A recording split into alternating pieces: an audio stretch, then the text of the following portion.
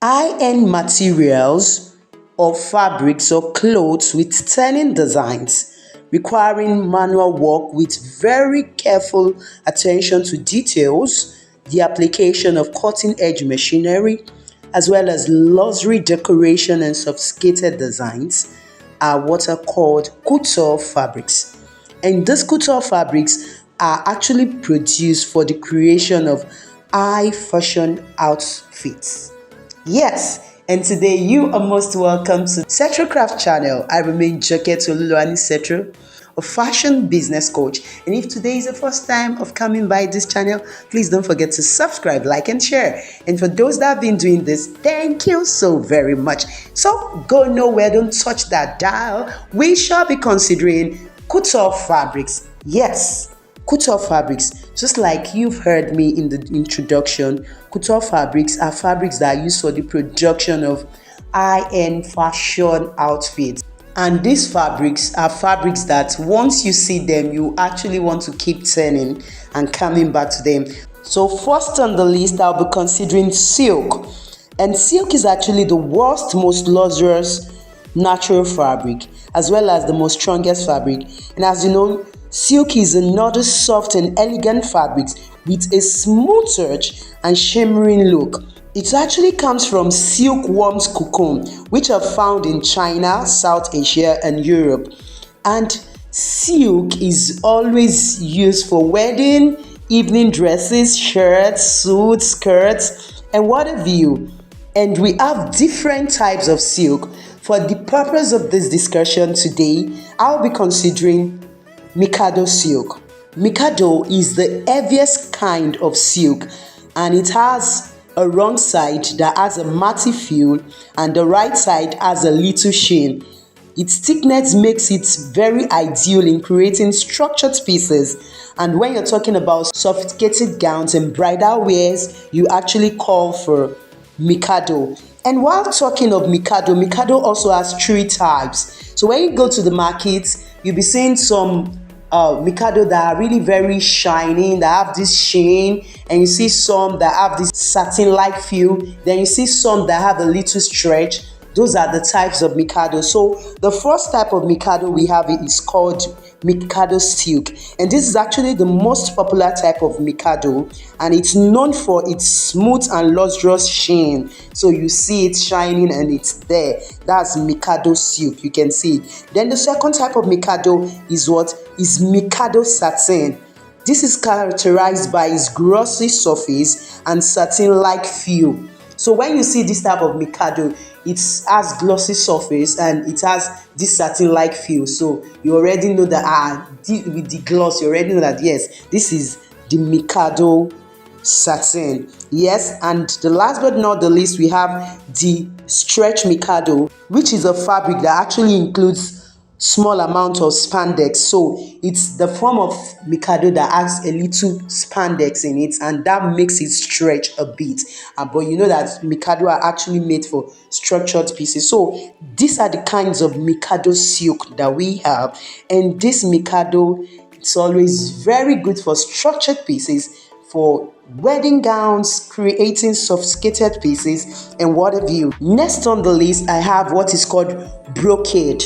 Brocade is a jacquard fabric with a rich texture woven with silver or golden threads, and it comes in different feels. You can have the one that is embellished, you can have the one that is like damask, you can have the one that comes with plain features, or just the one that is like cotton, or the ones that have polyester or rayon yarns.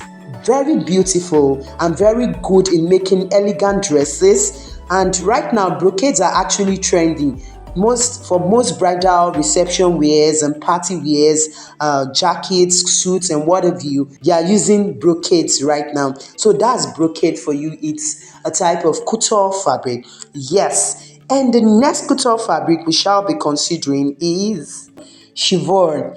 You see, chiffon has waves, it's soft, and it's always very beautiful when you want to create wavy feels, when you want to drape.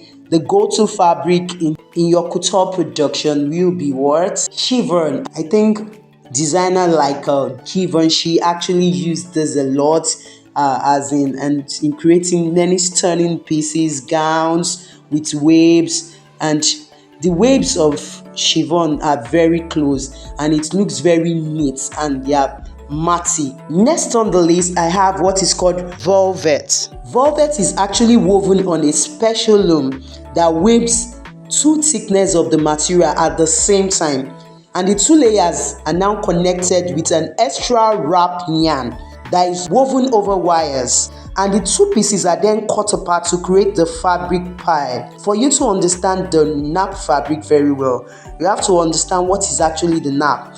Nap actually refers to the fibers that are woven onto a fabric and are raised up. They are also referred to as the pile. So the nap is actually the structure of the fabric and it describes the way the fabrics align. So like it tells us the fabric alignment, how the fabrics are structured, the texture, the structure of the fabric. So that's the nap, and it's also called the pile. So for that of velvet, the velvet pile or nap is created by cutting the wrap yarns. But while that of the velveteen is created by cutting the wrapped yarns. Yes, you understand that when we get to velveteen. So velvet is actually stretchy on all sides and is used for dressmaking. It might not be the best option for corset because it's not that stable, so it could be stretching, and it's always advisable you observe the nap. That means you observe the direction of the fabric, of the texture, and you also cut from the same direction while working with velvet. So that's velvet. So you can create different stunning dresses as in with velvet. So we now go to the velveteen. The velveteen doesn't stretch as much as the velvet because the nap of the velveteen are very short and it has lesser sheen than that of the velvet. So just like I've told you when I was explaining the velvet, that the velveteen is not as stretchy as the velvet, and the wrap of the velveteen or the pile of the velveteen is created by cutting the wrapped yarns. So that's it, and it has lesser sheen. It's usually good for structured pieces. So that's velveteen for you. So the last but not the least that I want to explain here is mohair. Mohair is actually a fabric or a yarn made from the hair of the Angora goats. It's a natural material that provides excellent warmth in winter and also features cooling moisture in the summer. So it's usually refers to as a versatile choice for all seasons.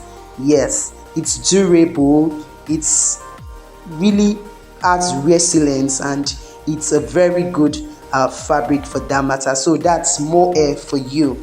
And the next set of couture fabric we'll be considering it's what we call the Lamé fabrics. Yes, Lamé are lightweight fabrics made with metallic yarns that are usually golden or silver in color.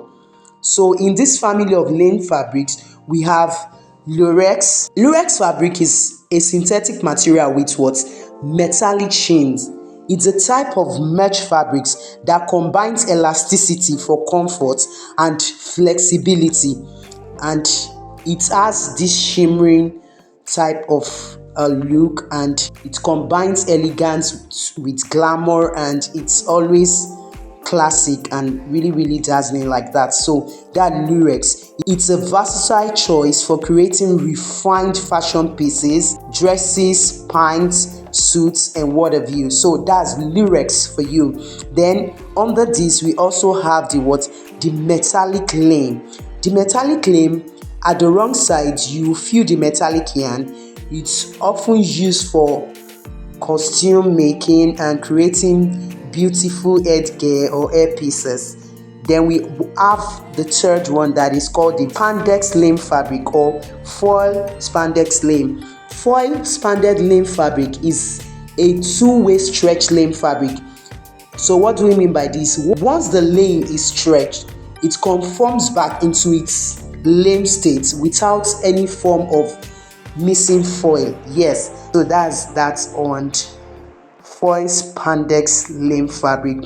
And I think with this we're going to come to the end of this. I don't want this section of the couture fabric to be very long. We're going to have a part 2, but with this, if you are a couturer or you are one planning to go into the production of high-end fashion outfits, which is your go-to fabric, or you've been doing this, which is the one you prefer, or which is the one that is actually more interesting to you. There are still some other ones that we'll be considering the next time, so just let me know in the conversation below.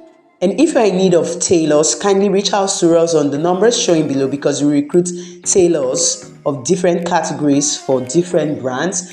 And you could also reach out for the bulk production of your RTW pieces, or you could register for our RTW seminar. So till I come your way next time in the next video, catch you, love you, bye bye.